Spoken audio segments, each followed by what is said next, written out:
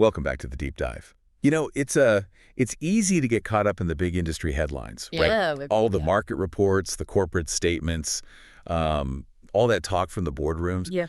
But for you, the driver, actually out there making it happen every single day, those big pronouncements can often feel, well, worlds away from the reality on the road. That's exactly right. So today, we're trying to cut through some of that noise. Yeah. We've grabbed a whole stack of your sources, everything from official reports to, raw on-the-ground insights. Hmm. We want to give you a deep dive that really highlights what matters for your career, your well-being, and your future. And look, our mission for this deep dive, it's really clear. We want to guide you through this pretty complex landscape of trucking. We'll present different viewpoints so you can genuinely see every issue from all angles. Right. It's about more than just like understanding the industry stats. It's about connecting these threads directly to how they impact your life. How you manage your time, and this is key not just for shippers, but for your own personal growth. And ultimately, making sure you feel respected and supported in what is, let's face it, an absolutely crucial role. Couldn't agree more. And to do that, we've pulled from a really wide range of stuff today. We're talking major industry reports, like the ATA's American Trucking Trends 2025. The big one. Yeah, alongside personal reflections on everything from safety, new technology, even historical struggles for driver rights, and really vital financial strategies for your future, not just the industry's bottom line. Good stuff. Okay, so let's kick things off with that big picture, the macro view. This comes from the American Trucking Associations, the ATA.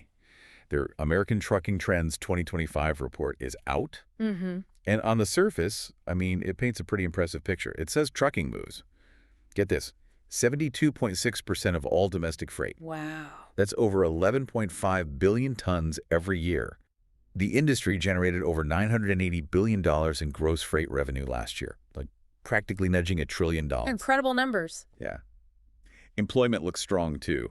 8.4 million people in trucking jobs, 3.5 million of those are actual drivers, and more trucks on the road than ever. 13 million total, 4.2 million are Class 8 rigs. The big ones, yeah. The big ones, exactly, heavy duty. But despite all these booming numbers, the ATA's main concern in this report, a projected shortage of 82,000 drivers soon. Ah, the shortage narrative. Right. Sounds like a thriving, high-demand industry on paper, doesn't it? It definitely sounds that way in the report, yeah. But what's really insightful is how that corporate view often clashes, sometimes sharply, with the reality on the ground for individual drivers. Also. Well, take that nearly $1 trillion in revenue, it just doesn't always translate into big paychecks for drivers. Right. We hear constantly many drivers are still making $1,200 a week, maybe less, while their costs, fuel, maintenance, tolls, insurance, they're just going through the roof. Skyrocketing. Exactly. And it's not just a simple pay gap, it feels more systemic. It's rooted in contract structures, power imbalances, where the financial risk just gets pushed onto the driver, which kind of ironically can create this churn that helps bigger companies by constantly resetting labor costs lower. Okay. And more freight. That just means more pressure, quicker turnarounds, tighter delivery windows, and frankly, less patience from brokers and shippers. Yeah, I bet. And while the driver count might technically be up, turnover is actually worse, often over 90% in many fleets. 90%. 90%. And it's not because drivers hate the work. We hear this all the time. They're frustrated by the conditions, the lack of respect, and all those new trucks hitting the same old roads. Well, that just leads to more congestion, longer delays, and, frustrating, often unpaid detention time. Ugh, detention. The worst. So ultimately, that driver shortage the ATA talks about, from the driver's seat, it looks a whole lot more like a retention problem. People are leaving, and new folks follow them out the door because of how they're treated. That distinction, shortage versus retention, that feels absolutely critical, and it really highlights the multiple perspectives swirling around this one report. Totally. Because the ATA and the mega fleets, they're often cheering, right? More freight, bigger economy, driver shortage crisis. It positions them to ask for certain policies, maybe easier hiring rules or training money. Sure, it serves their narrative. But if you're an owner-operator, you're probably thinking, revenue's up. Okay, so why am I getting less per mile than 2 years ago? Why are my margins shrinking? Exactly. Where's my piece? Right. Brokers, they see tighter capacity, maybe higher rates, but also a really unstable market, prices all over the place. Volatile. And for you, the actual driver, your paycheck and your daily schedule, Yeah. they often tell a very different story. than that glossy report. Shippers and retailers. Yeah. Their main focus is just seamless, on-time delivery. Get it there fast. Don't delay my freight. Exactly. But what often gets missed is that intense focus on speed can mean they feel less urgency to pay quickly. So drivers wait weeks, months sometimes, for invoices. Owner-ops basically become unpaid creditors. Floating the loan. Yeah. It's a complex picture, definitely not a single, simple story. And that complexity, it doesn't stop with economic reports. It goes right into policy debates, like the ATA's recent call for what they're calling an enforcement surge. No, yeah, I heard about that. On the surface, their argument is, okay, unsafe carriers and drivers are slipping through the cracks, risking public safety, undercutting the honest fleets. Right. Their solution, a temporary boost in inspections, audits, penalties, catch the bad guys. Sounds like a straightforward safety thing, but is it really that simple? What's underneath? That's a great question because, look, safety is always a factor, but it's rarely just about safety for the big players, you know? We have to think about the other real reasons behind calls like this. For big carriers, yeah, it's about leveling the playing field. Smaller operators, maybe less compliant ones, can cut corners, run hot logs, undercut prices. Makes it harder to compete fairly. Right. More enforcement helps even things out. Then there's the huge pressure from insurance premiums. They are just soaring. Everywhere. Everywhere. More wrecks mean higher costs for everyone, even the safest fleets. And you can't ignore the legal heat from nuclear verdicts. Those massive lawsuits. Multi-million-dollar jury awards after crashes. They make insurance companies and carriers incredibly nervous. So big carriers want more enforcement before a catastrophe happens, partly to shield themselves. Protect their liability. Exactly. And finally, it can help improve FMCSA performance scores, the safety ratings, by targeting the bad actors, which makes the whole industry look safer on paper. So yeah, safety's in there, but so are money, liability, and public image. So it's layered. Multiple motivations. But when an enforcement surge actually happens, who really ends up getting caught in that wider net? It sounds like it might not always be just the obvious bad actors. Precisely. This is where it hits home for a lot of drivers.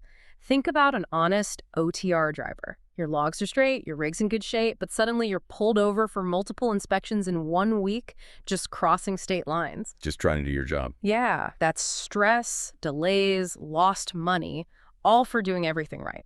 Or small owner-operators. Maybe they maintain their truck meticulously, but can't afford the fancy compliance software the megas have.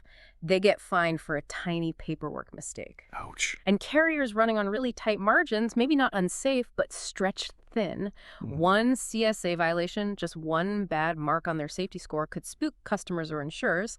Suddenly they can't get loads. So the net is wide. It is, and it often sweeps up hardworking drivers just trying to keep America moving, which naturally creates very different perspectives.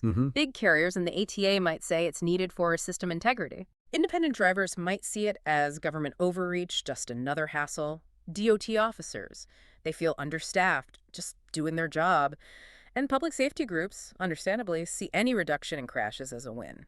It's clear these debates, regulation, enforcement, they have really deep roots. Yeah. It kind of reminds you of the historical struggles within trucking. Oh, absolutely. Let's go back a bit, early 1900s. The International Brotherhood of Teamsters formed in 1903. Their mission was powerful.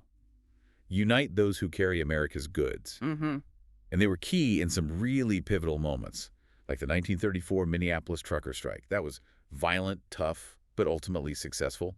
Fought for better pay, conditions, led to the right to unionize. A landmark moment. Definitely. Then the 1970 national freight strike, 60,000 Teamsters walked off. Forced companies into a historic contract for pay raises, benefits. For real collective power. And even outside formal unions. Remember the 1994 truckers' wildcat strike? Thousands of independent drivers pushing back together against low rates, high fuel costs. It showed that solidarity has power, even if temporary. It's a powerful history for sure. But what's a crucial insight here, I think, is that union power, which really defines so much of the industry for decades, has largely declined. Yeah, why is that? Well, a huge turning point was the Motor Carrier Act of 1980, deregulation. Deregulation. Right. It broke up rate controls, opened the floodgates to thousands of new carriers, often non-union. We saw the rapid rise of the mega fleets, Swift, Schneider, J.B. Hunt. They scaled up fast with non-union models, cut costs, and gradually squeezed out many union operations. Okay. Plus, that crazy high turnover in trucking we mentioned, over 90% sometimes. It makes it incredibly difficult for unions to organize and keep a stable membership base. Hard to build momentum. Exactly. And the whole gigification of trucking, more drivers classified as 1099 independent contractors instead of employees, that pushes them further outside traditional union protections. So it's a really complex picture today. These historical waves are still washing over the present. On one side, you have pro-union drivers saying, look, we need a collective voice, better pay, benefits, safety unions fought for what we have, and those gains are fragile. They see it as essential protection. But then you have anti-union drivers who really prioritize their freedom, choosing loads, hours. They might see unions as corrupt or outdated and believe they can earn more running independently. It's a real tug of war. It is, and this brings up an important question. Even if you're not a union member, how does this history still affect you today? Yeah, what's the connection? Well, the crucial angle here is that while union power isn't what it was, the standards they fought for created a kind of baseline, a floor for the industry. Okay. Think about it. Hours of service limits, medical benefits, per-mile pay models, a lot of core safety rules. These were hard-won through collective action. Right, they didn't just appear. Exactly. But without that strong, active collective voice now, those inherited gains are constantly vulnerable. They can be chipped away, eroded slowly, in ways individual drivers might not immediately connect back to the decline of unions. Interesting point. So whether you carry a union card or not, there's this legacy of solidarity. It means knowing your value, pushing for transparency, talk to other drivers, compare pay. Look for smart alliances, maybe within your fleet for better policies, or with other independents to support each other. It's about finding ways to leverage that collective strength, union or not. That's a powerful way to put it. Collective power, understanding your value. And speaking of looking ahead, let's shift gears to the road to the future. Quite literally. Okay. PepsiCo's making some serious waves, investing heavily in electric big rigs. Feels like a pretty clear sign of where tech is heading. Definitely a big move. Yeah, they're not just dipping a toe in. They're actively testing Tesla semis, Volvo VNR electrics, and Freightliner e-Cascadias. Their whole strategy seems to be betting big on long-term savings. Makes sense. Less fuel cost, lower maintenance, fewer moving parts, All right. and maybe future carbon tax savings. They're basically running a big real-world test lab, seeing what works best for them. And this really flags a critical shift. As a driver, you're going to be sharing the road or maybe even your drop yard with electric trucks sooner than you probably think. Yeah. Yeah. This isn't just about green initiatives. It's a calculated business pivot by a huge corporation driven by the bottom line. For fleet owners, watching PepsiCo's lead here is crucial. Why is that? Because they have the money to test and figure things out. Whatever works for Pepsi could very well become the standard in the next few years. Ignoring this trend is, one source put it like Blockbuster watching Netflix roll in. Oh, okay. That's a stark warning. Potentially a fatal oversight, yeah. And the reactions from truckers. They're all over the map, just like their routes. You've got your old school diesel lovers, totally skeptical. Ain't no battery rig replacing my Cummins. Missing the rumble, the soul. Understandable. Then you have the tech-savvy drivers. Kind of interested. Less breakdowns, no DPF issues, those diesel particulate filter problems. Give me that quiet cab. Quiet could be nice. And owner-operators, always practical. We're cautious. Okay, I'll believe it when they fix the charging station waits and boost the range reliably. It's a real spectrum. Makes sense. Healthy skepticism. Now, let's pivot from that long-term horizon to some immediate economic opportunities. It's that time of year again. Spot rates are heating up, which can be great news if you play your cards right. Yeah, definitely seeing that. There are a few things pushing rates up right now. First, Brake Safety Week, August 25th and 31st. That takes thousands of trucks off the road, either fixing things or, getting violations. It tightens capacity. Exactly. Fewer trucks, less capacity, higher rates. Then there's the Labor Day shipping surge, retailers, shippers ramping up before the holiday closure. Great holiday rush. And finally, just the usual end-of-month pressure, shippers trying to clear inventory. All three create a kind of perfect storm for short-term rate spikes. It's definitely a window of opportunity right now. We're seeing national average van rates ticking up. Some lanes reporting maybe $0.15 to $0.40 per mile increases just in the last couple of weeks. Oh, that's significant. It is. Hot lanes seem to be southeast to northeast, Midwest, out to Southern California, Texas outbound, especially reefer loads. Flatbed and reefer rates are even more volatile. Construction produce season overlaps. Right. And this creates those predictable perspectives again. Owner-operators are looking to cherry-pick the good freight, make up for a maybe slower summer. Got to make hay while the sun shines. Company drivers are hoping dispatch gets them some decent loads, maybe some detention pay. Brokers, they're feeling squeezed between shippers wanting cheap rates and drivers holding out for more. Tough spot. And fleet dispatchers are trying to balance grabbing those higher rates with potential break week downtime. So if you're out there, sounds like time to be smart, strategic. What are the key things drivers need to watch out for? And what are your pro tips to actually maximize profit right now? Good question. Because, yeah, rates are up, but it's not all, sunshine and fat paychecks. You got to watch out for a few things. Okay. Historically, rates usually dip right after Labor Day, so don't, blow your budget thinking this will last forever. Good point. Yeah. Short-term bump. Exactly.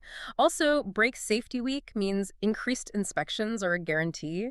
If you're running with sketchy tires, busted lights, iffy logs, this is probably the week to maybe sit it out or get it fixed. Don't risk it. Don't risk it. Beware of shady brokers, too. Yeah. They might bait you with a high rate, then slip in weird terms.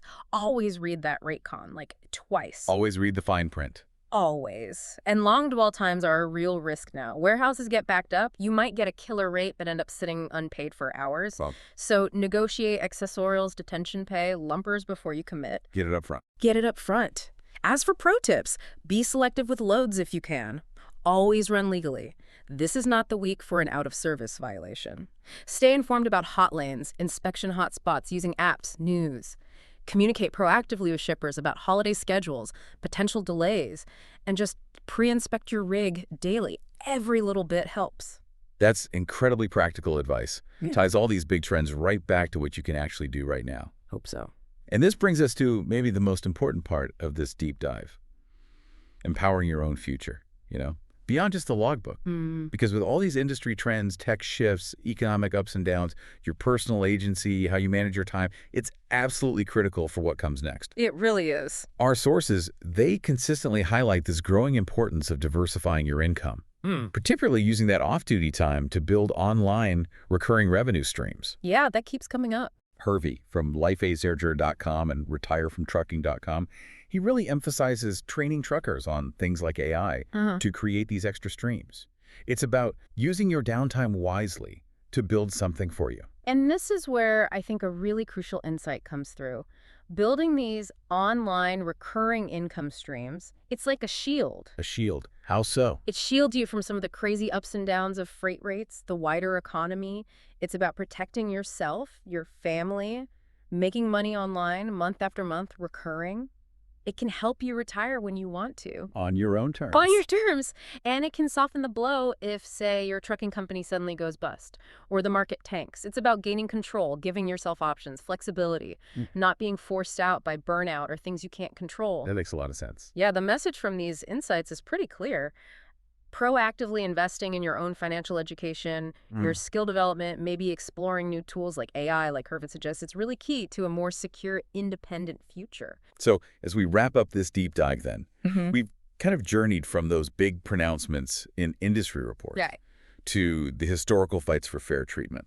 We've looked at the electric revolution coming down the road, the immediate chances in the spot market, and crucially, we've focused on the immense power you have to shape your own future. Yeah. Not just by driving smart, but by managing your time for personal growth, building new skills. And what's truly insightful here, I think, is that despite all the external pressures, all the rapid changes happening in this really dynamic industry, the core message keeps coming back to your agency. Your control. Your control. It's about being informed, being strategic, sure, but also leveraging every tool you can find to protect your income, your freedom, and just your overall well-being. Right. That means understanding the wider picture, definitely, but also learning new things and actively planning for your future on your terms. Indeed.